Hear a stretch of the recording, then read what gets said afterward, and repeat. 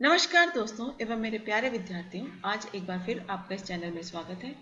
आज हम लेकर उपस्थित हुए हैं साहित्य आलोचना का भाग 3, यानी साहित्य आलोचना का उद्भव और विकास, जिसकी चर्चा हमने अपने पूर्व के वीडियो में की है, यानी इससे पहले के भाग 2 में। और भाग 2 में जैसा कि हमने आपको समझाया है कि जो आलोचना का जो युग है वो 3 आचार्य रामचंद्र शुक्ल को केंद्र में रखते हुए इसको हमने 3 युगों में बांटा था। तो 3 युगों में एक है शुक्लोत्तर, यानी शुक्ल से पूर्व, यानी आचार्य शुक्ल जी से, आचार्य रामचंद्र शुक्ल से पूर्व के युग की बात की थी। एक हमने जो युग बताया था वो था शुक्ल युगीन और एक शुक्ल उत्तर। तो हम इससे पूर्व के वीडियो में शुक्ल से पूर्व की बात कर चुके हैं। अब हम यहाँ पर इस वीडियो में शुक्ल युगीन और शुक्लोत्तर की बात करने जा रहे हैं। तो आइए देखते हैं। यहाँ पर हम बात करेंगे शुक्ल की, और इसकी हम बात करते हुए शुक्ल के युग में, तो हम एक बार फिर से समझ लेते हैं कि आलोचना के विकास में आचार्य रामचंद्र शुक्ल श्रेष्ठ आलोचक हैं। अतः उन्हीं के नाम पर इस युग को शुक्ल युगीन कहा गया।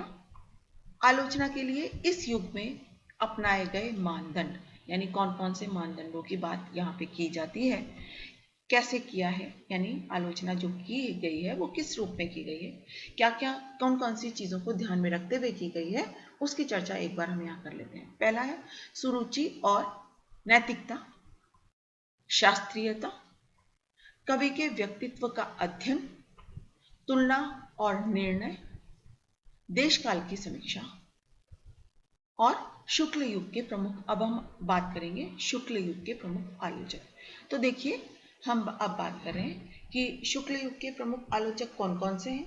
पहले हैं उनमें जो कि सर्वश्रेष्ठ माने जाते हैं आचार्य रामचंद्र शुक्ल, जिनकी चर्चा हमने की है। तो देखिए, इनका प्रमुख ग्रंथ जायसी ग्रंथावली जो कि 1925 ईस्वी का है, भ्रमर गीत सार जो कि 1926 ईस्वी का है, गोस्वामी तुलसीदास जो कि 1933 ईस्वी का है, हिंदी साहित्य का इतिहास जो कि 1929 ईस्वी का है। तो इस प्रकार से ये इनके प्रमुख ग्रंथ रहे हैं। शुक्ल जी के आलोचक व्यक्तित्व की बड़ी विशेषता क्या है? बड़ी विशेषता है व्यापक दृष्टि, व्यापक दृष्टि और सजग दृष्टि। तो हम बात कर रहे हैं व्यापक दृष्टिकोण की और सजग दृष्टिकोण की।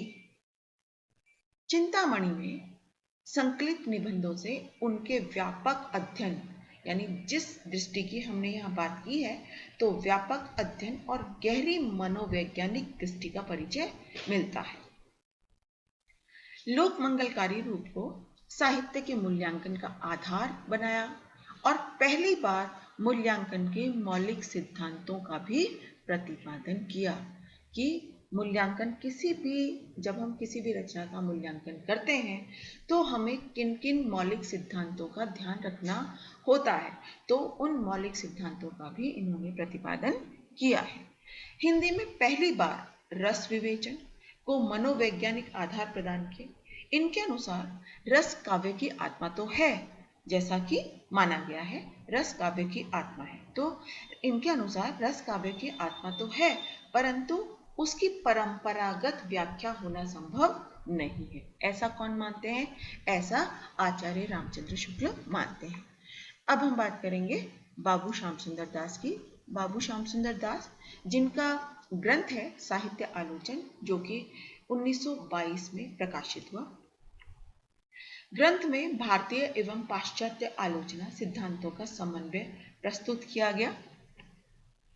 इनका ग्रंथ रूपक रहस्य 1931, जो कि नाटकों की आलोचना के लिए विशेष महत्व रखता है। अब हम आगे बात करेंगे गुलाब राय। साहित्य संदेश नामक आलोचनात्मक पत्रिका का संपादन कर हिंदी आलोचना के प्रचार प्रसार में इन्होंने योगदान दिया। देखिए, यहाँ पर ध्यान देना आवश्यक है, साहित्य संदेश नामक इनका आलोचनात्मक एक पत्रिका है। अपने ग्रंथ जीवन के तत्व और काव्य के सिद्धांत में मनोवैज्ञानिक आधार पर काव्य सिद्धांतों की परख की। अब हम आगे देखेंगे, ये हमने बात की थी शुक्ल युगीन, यानी आचार्य रामचंद्र शुक्ल के युग के जो आलोचक हैं उनकी। अब हम बात करेंगे शुक्लोत्तर प्रमुख आलोचकों की। नंदुलारे वाजपेयी।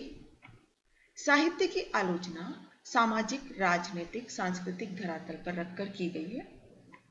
ये समन्वयशील, स्वच्छंदतावादी और सौष्ठववादी आलोचक हैं। आचार्य हजारी प्रसाद द्विवेदी, ये ऐतिहासिक, सांस्कृतिक, चेतना संपन्न मानवतावादी आलोचक हैं। साहित्य का नया कदम, आलोचना का स्वतंत्र मान तथा मनुष्य की सर्वोत्तम कृति साहित्य, हिंदी साहित्य की भूमिका आदि पुस्तकों में इनका आलोचक रूप सामने आया है। अब हम बात करेंगे डॉक्टर नगेंद्र की।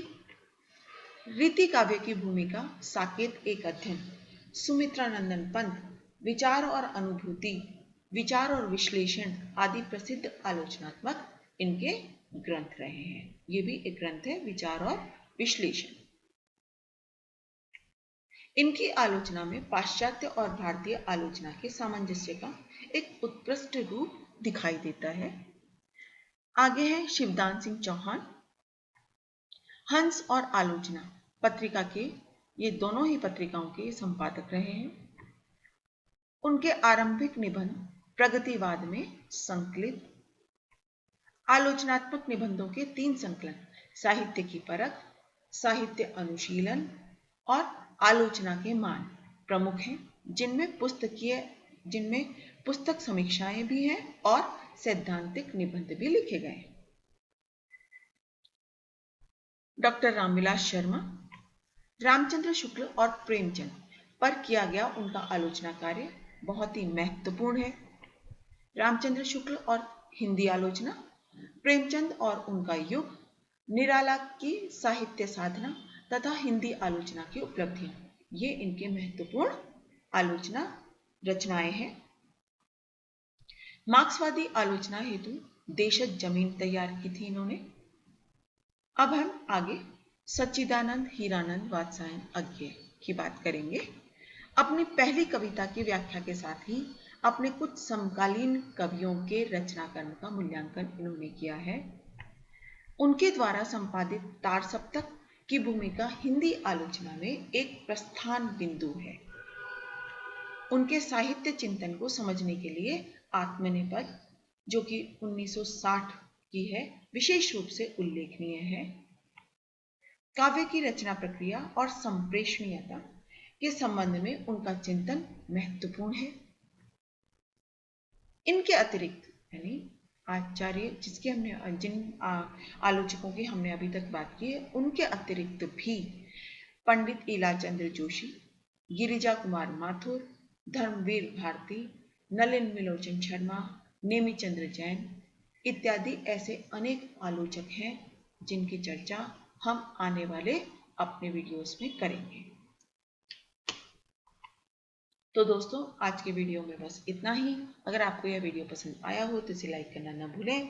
आगे भी हम इसी प्रकार के वीडियोस लेकर आपके सामने उपस्थित होते रहेंगे। तो आज के लिए धन्यवाद।